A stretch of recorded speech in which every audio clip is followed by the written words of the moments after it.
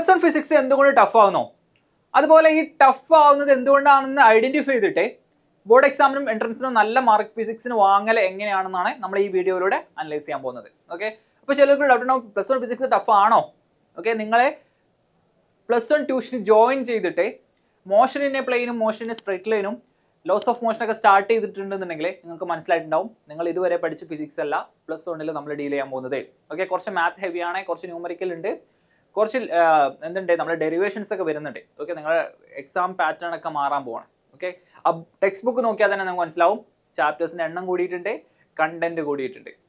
Okay, ഇനി നിങ്ങൾ plus 1 ട്യൂഷന് പോയിട്ടില്ല, നിങ്ങൾ ബുക്ക് കണ്ടിട്ടില്ല എന്നുണ്ടെങ്കിൽ നിങ്ങളെ പ്ലസ് 1 അല്ലെങ്കിൽ പ്ലസ് 1 ഇപ്പോൾ കഴിഞ്ഞിട്ടുള്ള നിങ്ങളുടെ ഫ്രണ്ട്സിനോടൊന്ന് ചോദിച്ചു നോക്ക് എങ്ങനെയാണ് നിങ്ങൾ SSLC ഫിസിക്സും പ്ലസ് 1 ഫിസിക്സും വ്യത്യാസമാണ്. ഓക്കെ, SSLCയെ സംബന്ധിച്ചിടത്തോളം അല്ലെങ്കിൽ ഹൈസ്കൂളിൽ ഫിസിക്സ് വളരെ ഈസി ആയിട്ടൊരു സബ്ജക്റ്റ് ആയിരുന്നു, എന്നാൽ ഹയർ സെക്കൻഡറി തൊട്ട് ഇത് മാറാൻ പോവാണ്. ഓക്കെ, കുറച്ച് ബുദ്ധിമുട്ടല്ല, പക്ഷെ നമ്മൾ കുറച്ചും കൂടി സമയം ഫിസിക്സിന് കൊടുക്കേണ്ടതായിട്ട് വരും. ഓക്കെ, അപ്പോൾ എന്തൊക്കെയാണ് ഈ ടഫ് ആവാൻ കാരണം, അല്ലെങ്കിൽ ഈ ഒരു കുട്ടികൾ ബുദ്ധിമുട്ട് പ്ലസ് 1 ഫിസിക്സിലോട്ട് പോകുമ്പോൾ ഈ ബുദ്ധിമുട്ട് നേരിടാൻ കാരണം എന്തൊക്കെയാണ് നമ്മൾ അനലൈസ് ചെയ്തത്. ആദ്യത്തെ കാരണം ദ ബിഗ് ജംപ് എന്നാണ് ഇവിടെ നമ്മൾ ഹെഡിങ് കൊടുത്തിട്ടുള്ളത്. ഒന്നുമില്ല, ഞാൻ പറഞ്ഞ പോലെ SSLC ഫിസിക്സിലെ കാര്യങ്ങൾ വളരെ എളുപ്പമായിരുന്നു. നമ്മളെ ഫിസിക്സിലെ കോർ കൺസെപ്റ്റ്സ് ഇങ്ങനെ തൊട്ടു പോവുക മാത്രമാണ് നമ്മളെ ഹൈസ്കൂളിൽ ചെയ്തിരുന്നത്. എന്നാൽ കുറച്ചും കൂടി ഡീപ്പായിട്ട് അനലിറ്റിക്കൽ ആയിട്ടാണ് നമ്മൾ പ്ലസ് 1 പ്ലസ് 2 ഡീൽ ചെയ്യുന്നത്. ഓക്കെ, മാത്സ് അപ്പ് ചെയ്തിട്ടാണ് നമ്മളിവിടെ പഠിക്കുന്നത്. ഓക്കെ, അപ്പോൾ നല്ലോണം അണ്ടർസ്റ്റാൻഡിങ് വേണം, നല്ലോണം മനസ്സിലാക്കിയിട്ട് വേണം നമ്മൾ പ്ലസ് 1 പഠിക്കാൻ. 10ാം ക്ലാസ്സിൽ കുറച്ച് മെമ്മറൈസേഷൻ ഒക്കെ വർക്ക് ചെയ്യായിരുന്നു, എല്ലാം മെമ്മറൈസ് ചെയ്തു എന്നല്ല പറയുന്നത്, പക്ഷേ സ്റ്റിൽ കുറേയൊക്കെ നമുക്ക് എന്ത് ചെയ്യാൻ പറ്റുമായിരുന്നു, കാണാപ്പാടം പഠിച്ചിട്ട് പോകാമായിരുന്നു. എന്നാൽ ഇനി മുതൽ പ്ലസ് 1 ആ പരിപാടി നടക്കാൻ പോകുന്നില്ല. ഓക്കെ, നിങ്ങൾ സിലബസ് തന്നെ കമ്പയർ ചെയ്താൽ നോക്കിയാൽ മനസ്സിലാവും. ഓക്കെ, അതിന്റെ തിക്നെസ് ഇവിടെ കാണിച്ചിട്ടുണ്ട്. ഓക്കെ, പ്ലസ് 1 ഒരു സയൻസ് ടെക്സ്റ്റ് ബുക്കേ ഉള്ളൂ, അല്ലെങ്കിൽ 2 പാർട്ട് ഉണ്ട്, പക്ഷേ 7 ചാപ്റ്ററേ ഉള്ളൂ അല്ലേ. 7 to 8 ചാപ്റ്റേഴ്സ് ആണ്. അത് വളരെ ഈസി ആയിട്ടുള്ള ചാപ്റ്റേഴ്സ് ആണ്, കൂടുതൽ ന്യൂമറിക്കൽസ് ഒന്നുമില്ല. മാത്സ് ഫോർമുലാസ് നിങ്ങളൊന്ന് വെറുതെ മറിച്ച് നോക്കിയാൽ അധികം മാത്സ് ഫോർമുലാസ് ഒന്നും നിങ്ങൾക്ക് കാണാൻ പറ്റില്ല. എന്നാൽ പ്ലസ് 1 ഫിസിക്സിലെ 14 or 15 ചാപ്റ്റേഴ്സ് ആണ് വരുന്നത്. അതിൽ തന്നെ mechanics, okay, fluid dynamics, thermodynamics എന്നൊക്കെ പറഞ്ഞിട്ട്, ഓക്കെ, വളരെ ഓസിലേഷൻസ്, വേവ്സ് എന്നൊക്കെ പറഞ്ഞിട്ട് വളരെ ഡീപ്പായിട്ടാണ് പഠിക്കുന്നത്. ഓക്കെ, എല്ലാ ചാപ്റ്ററും നല്ല ഡീപ്പായിട്ട് നല്ല അടിപൊളിയായിട്ടാണ് നമ്മൾ പഠിക്കാൻ പോകുന്നത്. അതിൽ തന്നെ ഡെറിവേഷൻസ് വരും, നിങ്ങൾ ഇതുവരെ കാണാത്ത ഇക്വേഷൻസ് ഡിറൈവ് ചെയ്യുന്ന ഒരു പരിപാടി വരാനുണ്ട്. ഓക്കെ, കൂടുതൽ ന്യൂമറിക്കൽസ് വരും. ഓക്കെ, അപ്പോൾ ചേഞ്ചസ് വരാണ്. ഓക്കെ, നേരത്തെ പറഞ്ഞ പോലെ ബേസിക് കൺസെപ്റ്റ്സ് ആൻഡ് ഐഡിയാസ് മാത്രമാണ് ക്ലാസ് 10 ഫിസിക്സിൽ അല്ലെങ്കിൽ നമ്മൾ ഹൈസ്കൂളിൽ ഡീൽ ചെയ്യുന്നത്. എന്നാൽ ക്ലാസ് 11 വരുമ്പോൾ ഡെറിവേഷൻസിനും മെക്കാനിക്സും ഒക്കെ ഡീപ്പ് അണ്ടർസ്റ്റാൻഡിങ്ങിലോട്ടാണ് നമ്മൾ പ്ലസ് 1 പോകാൻ പോകുന്നത്. ഓക്കെ, ഇനി ഡെപ്ത് നമ്മൾ ഓൾറെഡി പറഞ്ഞു, ബ്രോഡ് കൺസെപ്റ്റ്സ് ആണ് നമ്മളെ ക്ലാസ് 10 ഡീൽ ചെയ്യാൻ പോകുന്നത്. ഏതൊക്കെയായിരുന്നു? നമ്മൾ കുറച്ച് ലൈറ്റിനെ പറ്റി പഠിച്ചിട്ടുണ്ട് അല്ലേ, നമ്മൾ കുറച്ച് ലൈറ്റിനെ പറ്റി പഠിച്ചിട്ടുണ്ട്. നിങ്ങൾ ഫസ്റ്റ് ചാപ്റ്റർ തന്നെ ഏതായിരുന്നു? Sound waves. ഓക്കെ, ശേഷം നിങ്ങൾ കുറച്ച് lenses, human eye and colourful world എന്നൊക്കെ ഒരു ചാപ്റ്ററിൽ, ഒപ്റ്റിക്സ് അല്ലേ. ശേഷം നിങ്ങൾ ഇലക്ട്രിസിറ്റി ആൻഡ് മാഗ്നറ്റിസം. ഓക്കെ, ഇതെല്ലാം വളരെ ബ്രോഡായിട്ട്, ഓക്കെ, ഒരു സർഫസ് ലെവൽ മാത്രമാണ് പഠിക്കുന്നത്. എന്നാൽ ക്ലാസ് 11 ഫിസിക്സിലോട്ട് വരുമ്പോൾ നിങ്ങൾ 9ാം ക്ലാസ്സിൽ പഠിച്ച motion, laws of motion, okay, work energy power പോലുള്ള മെക്കാനിക്സിന്റെ ചാപ്റ്ററാണ് നമ്മൾ ഇനി പ്ലസ് 1 പഠിക്കാൻ പോകുന്നത്. അത് 9ാം ക്ലാസ് പഠിച്ച പോലെയല്ല, കുറച്ചും കൂടി ഹെവി ആയിട്ടാണ് നമ്മൾ പഠിക്കാൻ പോകുന്നത്. ഓക്കെ, അപ്പോൾ അതിനുള്ള ഒരു പ്രീ റിക്വസ്റ്റ് ചാപ്റ്റേഴ്സ് ആണ് നമ്മൾ യൂണിറ്റ്സ് ആൻഡ് മെഷർമെന്റും motion in a plane. Okay, അപ്പോൾ മോഷൻ ഇൻ എ പ്ലെയിന് വെക്ടർ ഒക്കെ നിങ്ങൾ പഠിക്കും, അതൊക്കെ ഈ ചാപ്റ്റർ, ഓക്കെ, അല്ലെങ്കിൽ ഈ 2 കൊല്ലം ഉടനീളം നിങ്ങൾക്ക് ആവശ്യമുള്ളതാണ്. ഓക്കെ, അപ്പോൾ ചാപ്റ്റേഴ്സ് ഒക്കെ റിലേറ്റഡ് ആണ്, നല്ലോണം പഠിച്ചിട്ട്. മാത്സും ഫിസിക്സും റിലേറ്റഡ് ആണ്, ഫിസിക്സിലെ ചാപ്റ്റേഴ്സ് തന്നെ റിലേറ്റഡ് ആണ്. ഓക്കെ, അപ്പോൾ വളരെ നല്ലോണം ഫോക്കസ് ചെയ്തിട്ട് വേണം നമ്മൾ പഠിക്കാൻ. ഓക്കെ, ഇനി അപ്ലൈഡ് മാത്സ് ഞാൻ ഓൾറെഡി പറഞ്ഞു.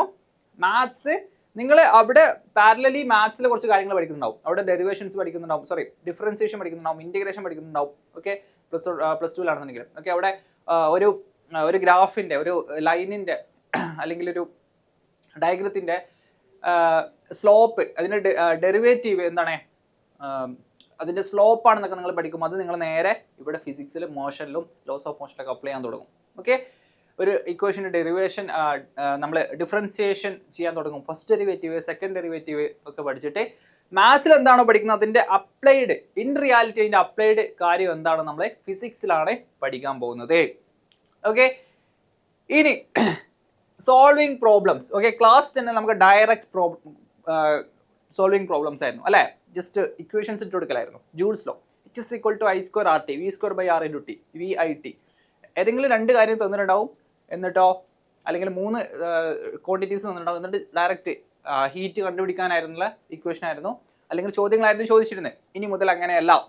ഓക്കെ, നമുക്ക് കുറച്ചും കൂടി ഡിറൈവ് ചെയ്യണം, കുറച്ചും കൂടി ന്യൂമറിക്കൽസ് നല്ല ഹെവി ആയിട്ട് വരും. ഓക്കെ, പിന്നെയോ മൾട്ടി സ്റ്റെപ്പ് പ്രോബ്ലംസ് വരും. ഓക്കെ, സ്റ്റിൽ നമ്മൾ ബോർഡ് എക്സാം ഒക്കെ നോക്കിയാൽ ക്ലാസ് 11 ബോർഡ് എക്സാം ക്വസ്റ്റ്യൻസ് വളരെ ഈസി ആയിരിക്കും. പക്ഷേ എൻട്രൻസിലോട്ടൊക്കെ വരുമ്പോൾ, നിങ്ങൾ എൻട്രൻസ് ഓറിയൻറ്റഡ് ആയിട്ട് പഠിക്കുമ്പോൾ നല്ലവണ്ണം മനസ്സിലാക്കിയിട്ട് നല്ല പരിചയം വേണം, എക്സ്പീരിയൻസ്ഡ് വേണം. ഓക്കെ, ഫെമിലിയാരിറ്റി വേണം ഇത്തരം പ്രോബ്ലംസിനോട്. ഓക്കെ, കുറച്ച് വിഷ്വലൈസ് ചെയ്യേണ്ടി വരും. ഓക്കെ, ഡയറക്റ്റ് ഫോർമുലയിൽ ഇട്ട് കൊടുക്കാനുള്ളതല്ല. ലോസ് ഓഫ് മോഷൻ ഒക്കെ ക്വസ്റ്റ്യൻ ചെയ്യുകയാണെങ്കിൽ നിങ്ങൾക്ക് മനസ്സിലായിട്ട് വേണം, നല്ലോണം വിഷ്വലൈസ് ചെയ്തിട്ട് വേണം ഈ ക്വസ്റ്റ്യൻസ് ചെയ്യാൻ. ഓക്കെ, ഇനി അടുത്തത് എക്സാം പാറ്റേൺ. അതായത് ഒരു പ്രോബ്ലംസും തിയറിയും തമ്മിലുള്ള ഒരു കമ്പാരിസൺ ആണ്. ഓക്കെ, ഹൈസ്കൂൾ വരുമ്പോൾ എന്താണ്, നമ്മൾ കുറേ തിയറിയാണ്. ഓക്കെ, ഈ പെർസെൻറ്റേജ് നിങ്ങൾ വല്ലാതെ മൈൻഡ് ചെയ്യേണ്ട. പക്ഷേ ഇത് മനസ്സിലാക്കേണ്ടത് +1 +2 നല്ലോണം ന്യൂമറിക്കൽസ് ചോദിക്കുന്നുള്ളതാണ്. ഓക്കെ, തിയറി ഉണ്ടാവും, ഡയറക്റ്റ് ക്വസ്റ്റ്യൻസ് ഉണ്ടാവും, പക്ഷേ അതിനേക്കാളും കൂടുതൽ എവിടെ ചോദിക്കും? ന്യൂമറിക്കൽസും കുറച്ചും കൂടി ഡെറിവേഷൻസിലൊക്കെ ഫോക്കസ് ചെയ്തിട്ടുള്ള ഒരു എക്സാം പാറ്റേൺ ആണ് higher secondary exam pattern. Okay, അപ്പോൾ നമ്മൾ എന്ത് ചെയ്യണം? അപ്പോൾ ഇത് നമ്മൾ ആദ്യം ഐഡന്റിഫൈ ചെയ്യണം ഇത്തരം പ്രശ്നങ്ങളെ, അല്ലെങ്കിൽ ഇത്തരം ചേഞ്ചസ് +1 വരുന്നുണ്ട്. ഓക്കെ, അത് വളരെ നല്ല കാര്യമാണ്. കാരണം ഈ +1 ആണ്, +1 +2 നിങ്ങൾ ഈ ഒരു സബ്ജക്ട്സിൽ, സയൻസ് സബ്ജക്ട്സിലെ നിങ്ങളൊരു ബേസ് ഫൗണ്ടേഷൻ ഉണ്ടാക്കിയെടുക്കുന്നത്. ഇത് നിങ്ങൾക്ക് കരിയറിൽ, അല്ലെങ്കിൽ നിങ്ങൾ BTechനോ അല്ലെങ്കിൽ BScക്കോ MScക്കോ ഒക്കെ പോകുമ്പോൾ അതിൻ്റെ ഒരു ഫൗണ്ടേഷൻ, അവിടെ എന്താണ് പഠിക്കുന്നത് അതിൻ്റെ ഒരു ഫൗണ്ടേഷൻ നിങ്ങൾ +1 പഠിക്കുന്നത്. ഓക്കെ, അപ്പോൾ ഇത് വളരെ ഡീപ്പായിട്ട് പഠിക്കൽ നിർബന്ധമാണ്. എന്നാൽ മാത്രമേ നിങ്ങൾക്ക് ഒരു ഗ്രാജുവേഷൻ കോഴ്സ് എൻജോയ് ചെയ്ത് പഠിക്കാൻ പറ്റുള്ളൂ, അല്ലെങ്കിൽ ഒരു ബാച്ചിലേഴ്സ് കോഴ്സ് എൻജോയ് ചെയ്ത് പഠിക്കാൻ പറ്റുള്ളൂ. ഓക്കെ, അപ്പോൾ നമ്മൾ അതിനനുസരിച്ച് സമയം കൊടുക്കണം. Okay, 3x 4x 5x, okay, ഇതൊക്കെ നിങ്ങളെ എബിലിറ്റിക്ക് അനുസരിച്ച് കൊടുക്കണം. ഓക്കെ, എബിലിറ്റിക്ക് അനുസരിച്ച് ഇത് AI എന്താണ് സജസ്റ്റ് ചെയ്തിട്ടുള്ളൊരു ടൈമാണ്. നിങ്ങൾ 10ാം ക്ലാസ്സിലെ ഒരു 3 മണിക്കൂർ പഠിക്കുന്നുണ്ടെങ്കിൽ AI പറയുന്നത് നിങ്ങൾ ഒരു 9 മണിക്കൂർ പഠിക്കണം എന്നാണ്. ഓക്കെ, അതൊക്കെ നിങ്ങളെ ഡിപ്പെൻഡ് ചെയ്യും. ഓക്കെ, അതൊക്കെ ഓരോ ആൾക്കാർക്ക് അനുസരിച്ച് ഡിപ്പെൻഡ് ചെയ്യും. ഓക്കെ, ഒരിക്കലും കൂടുതൽ എന്ത് ചെയ്യരുത്, മാറ്റി വെക്കരുത്. എക്സാമിൻ്റെ തലേന്ന് പഠിക്കാമെന്ന് വിചാരിക്കരുത്. ഓക്കെ, അത് 10ാം ക്ലാസ് വരെ വർക്ക് ചെയ്യായിരുന്നു, ഇനി മുതൽ ഇത് അങ്ങനെ വർക്ക് ചെയ്യണം എന്നില്ല. ഓക്കെ, ഫിസിക്സിൽ പിന്നെ മാർക്ക് കൂട്ടാനുള്ള ഒരു കാര്യം, മാസ്റ്റർ ദ ബേസിക് മാത്ത് നിർബന്ധമാണ്. ഓക്കെ, പല ആൾക്കാർക്കും +1 പഠിക്കുന്ന പല ആൾക്കാർക്കും ക്രോസ് മൾട്ടിപ്ലിക്കേഷൻ അറിയില്ല. ഓക്കെ, പിന്നെ +2 വരാണെങ്കിൽ ഡിഫറൻസിയേഷൻ, ഇൻറ്റഗ്രേഷൻ ഒക്കെ പഠിക്കുമ്പോൾ അതൊക്കെ ഫിസിക്സിൽ ആവശ്യമുണ്ട്. ഓക്കെ, അപ്പോൾ നിങ്ങൾ മാത്സ് മോശമാണെന്നുണ്ടെങ്കിൽ സ്വാഭാവികമായിട്ടും ഫിസിക്സും മോശമാവും. ഓക്കെ, 10ാം ക്ലാസ്സിൽ നമുക്ക് അങ്ങനെ ആവശ്യമില്ലായിരുന്നു. മാത്സ് നിങ്ങൾ അവിടെ പഠിക്കുന്ന മാത്സ് അത്രത്തോളം ഫിസിക്സിൽ അപ്ലൈ ചെയ്യാനില്ലായിരുന്നു. എന്നാൽ +1 +2 വരുമ്പോൾ മാത്സ് വളരെ ഇമ്പോർട്ടൻ്റ് ആണ്. ഓക്കെ, പ്രാക്ടീസ് ബൈ റൈറ്റിംഗ്, പ്രത്യേകിച്ച് ഡെറിവേഷൻസ് ഒക്കെ നല്ലോണം എഴുതി പഠിക്കൽ നിർബന്ധമാണ്. ഓക്കെ, അല്ലെങ്കിൽ നിങ്ങൾ മറന്നുപോകും. കാണാപ്പാടം പഠിക്കൽ നേരത്തെ പറഞ്ഞ പോലെ ബൈ ഹാർട്ട് നടക്കാൻ പോകുന്നില്ല. ന്യൂമറിക്കൽസ് ആയാലും ഡെറിവേഷൻസ് ആയാലും എഴുതി പഠിക്കൽ നിർബന്ധമാണ്. ഓക്കെ, ഇനി സോൾവ് പ്രോബ്ലംസ് ഡെയിലി, അതെല്ലാം ഞാൻ നേരത്തെ പറഞ്ഞു.